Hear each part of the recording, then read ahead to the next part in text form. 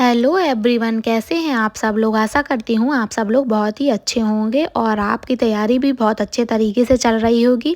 तो स्वागत है आपका अपने YouTube channel Smita the smile पर। और मैं आपकी स्मिता लेकर आ गई हूँ कुछ नए क्वेश्चंस और नए क्वेश्चंस का एक नया सेशन, जिसमें आपको बहुत ही ज़्यादा इम्पोर्टेंट क्वेश्चंस मिलने वाले हैं। कुछ उसमें PYQ क्वेश्चंस भी हैं जो प्रीवियस ईयर में कहीं ना कहीं आए हुए हैं और कुछ नए क्वेश्चंस हैं। तो आप इस तरीके के क्वेश्चन लगाइए, ऐसे ही क्वेश्चन आपके एग्जाम में भी आने वाले हैं। तो आप बिल्कुल भी देरी ना करते हुए मेरे चैनल पर जाइए और जितने भी MCQ सीरीज के क्वेश्चंस दिए गए हैं, जितने भी सेशन दिए गए हैं, उनको फटाफट अटेंड करिए और क्वेश्चंस को लगाइए। चलिए चलते हैं अपने सेशन में।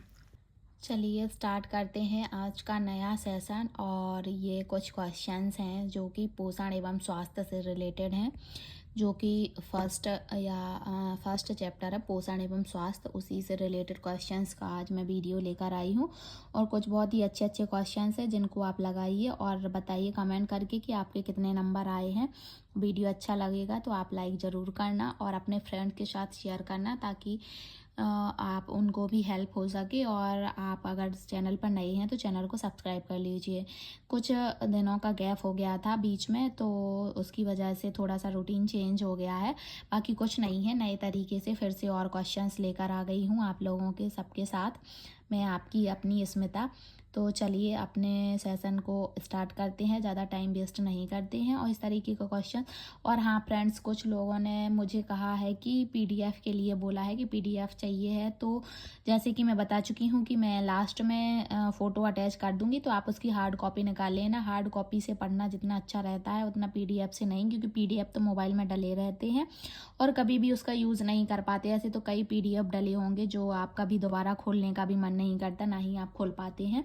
तो हार्ड कॉपी से पढ़ना मेरे अकॉर्डिंग बहुत अच्छा होता है। तो आप हार्ड कॉपी निकलवा लेना इसकी और फिर पिन अप करके रख लेना और एक दो बार इसका रिवीजन कर लोगे तो बहुत अच्छे तरीके से माइंड में सेट हो जाएंगे और कोई प्रॉब्लम नहीं जाएगी। PDF से अच्छा मुझे यही लगता है। बाकी आप लोग बताना जैसा भी आपको लगे। अगर आपको PDF ही चाहिए है तो फिर मैं आपको PDF भी प्रोवाइड करवा दूंगी। बाकी मेरे अकॉर्डिंग जो था वो मैंने आपको बता दिया। चलिए टाइम वेस्ट नहीं करते हैं और सेशन को स्टार्ट करते हैं। तो फर्स्ट क्वेश्चन जो है वो है, भारत में लेथाइरिज्म से प्रभावित राज्य कौन सा है।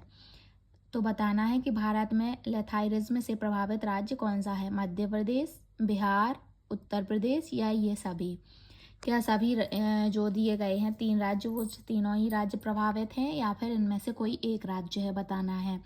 लेथराइज्म से प्रभावित राज्य में आ जाएंगे मध्य प्रदेश और बिहार भी और उत्तर प्रदेश भी, यानी ये तीनों आ जाएंगे। तो इसका राइट आंसर ऑप्शन डी हो जाएगा, ये सभी। यानी मध्य प्रदेश और उत्तर प्रदेश और बिहार तीनों ही राज्य लेथाइरिज्म से प्रभावित राज्य में आते हैं। ठीक है, चलिए नेक्स्ट क्वेश्चन पर बढ़ते हैं। नेक्स्ट क्वेश्चन है, बाल आहार का विकास निम्न में से किस संस्थान द्वारा किया गया। बाल आहार का विकास पूछा जा रहा है, किस संस्थान द्वारा किया गया है। ऑप्शन दिए गए हैं, ऑप्शन पढ़ के बताती हूँ। निन हैदराबाद द्वारा, CFTRI मैसूर द्वारा, ICNR दिल्ली द्वारा या फिर IFRI लखनऊ द्वारा। किस द्वारा बाल आहार का विकास संस्थान किस संस्थान द्वारा किया गया है, ये पूछा जा रहा है। तो इन 4 में से कौन सी संस्था है, ये पूछा गया है। सबसे पहले मैं बता दूं, जो बाल बजट प्रस्तुत किया गया है, तो बाल बजट सबसे पहले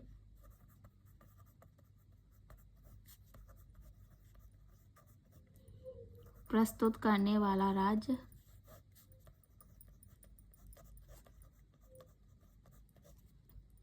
जो राज्य है वह है मध्य प्रदेश। जो मध्य प्रदेश है उसने सबसे पहले बाल बजट पेश किया है। तो बाल बजट पेश करने वाला सबसे पहला राज्य मध्य प्रदेश हो गया। और बाल आहार विकास संस्थान किसके द्वारा विकसित किया गया है, ये पूछा गया है। तो इसका राइट आंसर होगा निन हैदराबाद द्वारा, NIN हैदराबाद द्वारा बाल आहार विकास संस्थान।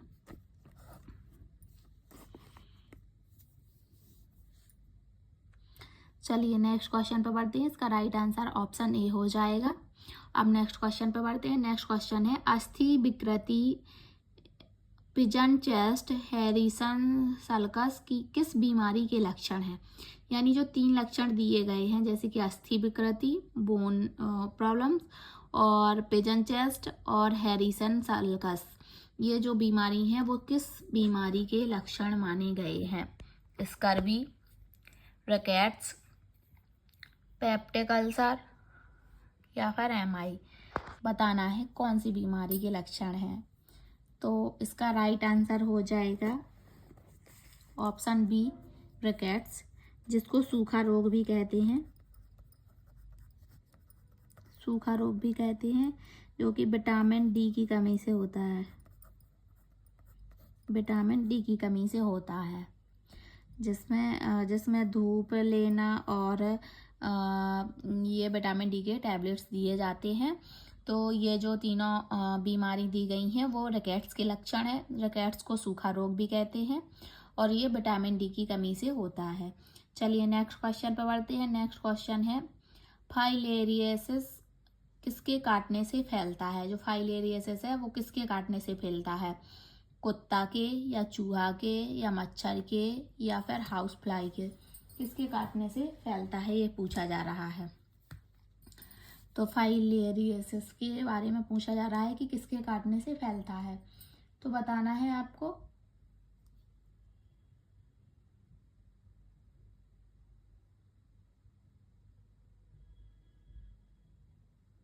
इसका जो राइट आंसर है वो है ऑप्शन सी, मच्छर के काटने से फैलता है।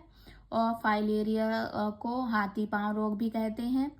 जो हाथी पांव रोग है कहते हैं वही फाइलेरिया को कहते हैं और ये मच्छर के काटने से फैलता है। और मच्छर में भी कौन सा? क्यूलेक्स मच्छर। जो क्यूलेक्स मच्छर होते हैं उनके काटने से फैलता है। तो ये इसको बता दूं मैं, इसको हाथी पांव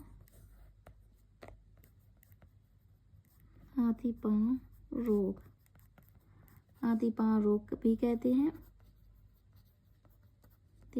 और ये मच्छर के काटने से फैलता है। ऑप्शन सी इसका राइट आंसर हो जाएगा।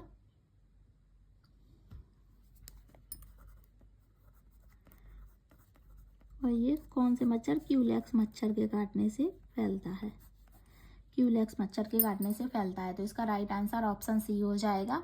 मच्छर में भी पूछेगा अगर डीपली तो क्यूलेक्स मच्छर से फाइलेरियोसिस रोग होता है और इसको हाथी पांव रोग भी कहते हैं। चलिए नेक्स्ट क्वेश्चन पे बढ़ते हैं। नेक्स्ट क्वेश्चन है, 10 वर्ष की आयु पर कौन सा टीका दिया जाता है? तो पूछा जा रहा है कि 10 वर्ष की आयु पर कौन सा टीका देते हैं? टेटनस टॉक्साइड, बीसीजी, एमएमआर या मुखीय पोलियो खुराक यानी ओरल पोलियो डोज, ओपीवी। ठीक है, तो इसमें बताना है कि 10 वर्ष की आयु पर कौन सा टीका? तो एमएमआर है जो 10 वर्ष की आयु पर दिया जाता है। इसके 3 डोज दिए जाते हैं। तो 2 डोज तो इसके पहले हो जाते हैं और एक तीसरा डोज है जो दे भी सकते हैं 10 वर्ष की आयु तक। तो इसका राइट आंसर ऑप्शन सी हो जाएगा। चलिए नेक्स्ट क्वेश्चन पर बढ़ते हैं। नेक्स्ट क्वेश्चन है, बढ़ते बच्चों के लिए अच्छी मात्रा में प्रोटीन एवं कैल्शियम की आवश्यकता पड़ती है। जो बच्चे मतलब जो बढ़ते बच्चे यानी जिनकी एज बढ़ती जा रही है, उन बच्चों के जिनका हेल्थ और हाइट दोनों बढ़ रही है और एज भी बढ़ रही है, तो बढ़ते बच्चों के लिए अच्छी मात्रा में प्रोटीन एवं कैल्शियम की आवश्यकता पड़ती है। क्यों पड़ती है? स्वास्थ्य वृद्धि एवं विकास के लिए, स्वस्थ वृद्धि एवं विकास के लिए, अवरुद्ध विकास के लिए, भार बढ़ाने में या उपयुक्त सभी में पूछा जा रहा है। तो देखना, अवरुद्ध विकास तो ये नेगेटिव आ जाएगा। तो नेगेटिव तो मैंने पहले ही कह दिया है कि हटा देना चाहिए। तो नेगेटिव तो जब भी हट जाएगा तो उपरोक्त सभी भी हट जाएगा। 2 ऑप्शन तो इसमें एलिमिनेट हो गए। जो बाकी बचे 2 ऑप्शन, या स्वस्थ वृद्धि एवं विकास और भार बढ़ाने में, तो दोनों हो सकते हैं। बट जो सबसे ज़्यादा उचित माना जाएगा वो स्वस्थ वृद्धि एवं विकास, वृद्धि और विकास दोनों में आ गए इसमें। तो इसी में भार वृद्धि के अंदर ही भार बढ़ाना भी आ जाएगा। तो इसका राइट आंसर ऑप्शन ए हो जाएगा, स्वस्थ वृद्धि एवं विकास। वृद्धि और विकास दोनों के लिए प्रोटीन एवं कैल्शियम की आवश्यकता पड़ती है। चलिए नेक्स्ट क्वेश्चन पर बढ़ते हैं। नेक्स्ट क्वेश्चन है, इनमें से किस आनुवांशिक विकार को जन्म से पहले पहचाना जा सकता है?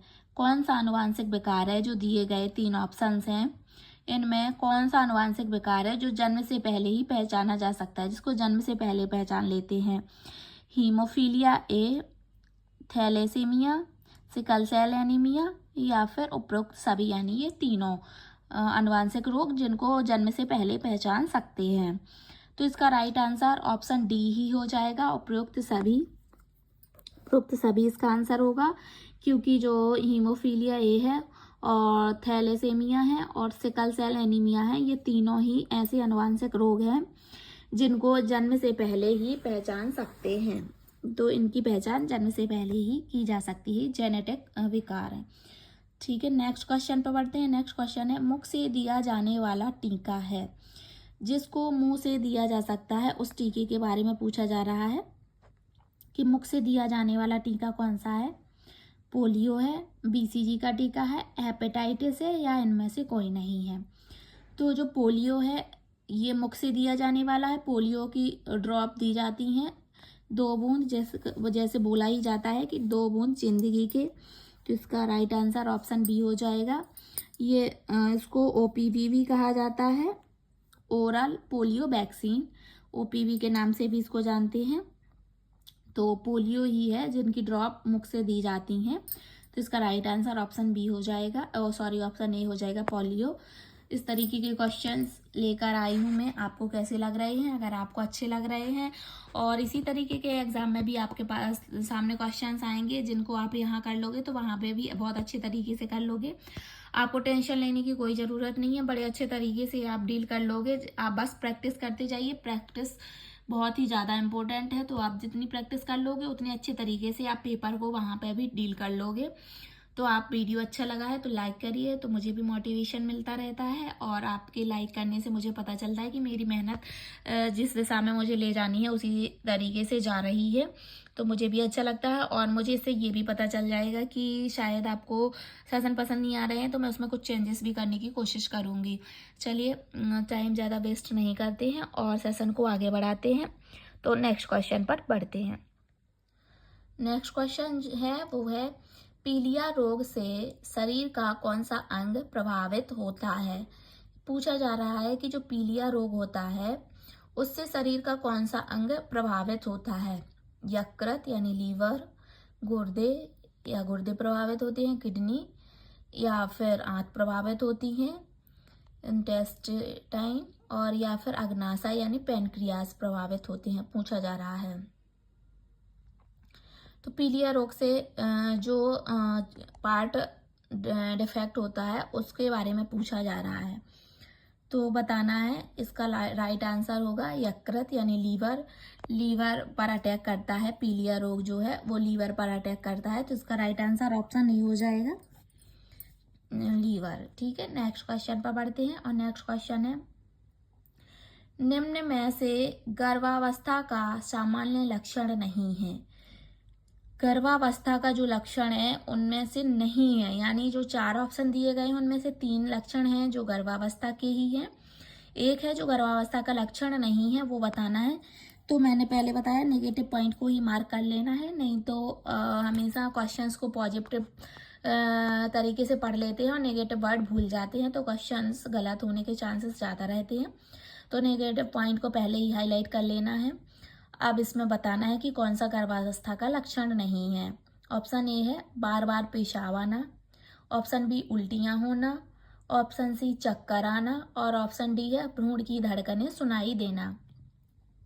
तो इन 4 ऑप्शंस में से 3 ऑप्शन तो हैं ही जो गर्भावस्था के ही हैं और एक है जो गर्भावस्था में नहीं होना चाहिए वो लक्षण, ये पूछा जा रहा है।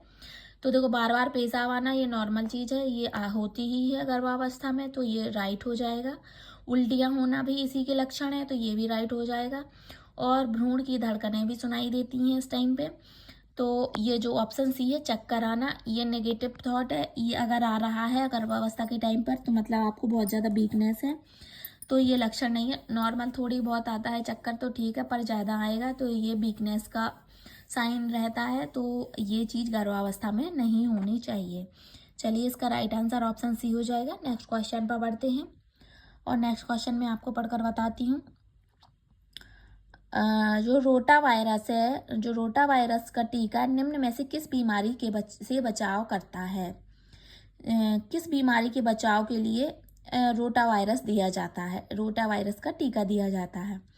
हैजा की, दस्त की, त्वचा रोग की, या फिर इनमें से कोई नहीं?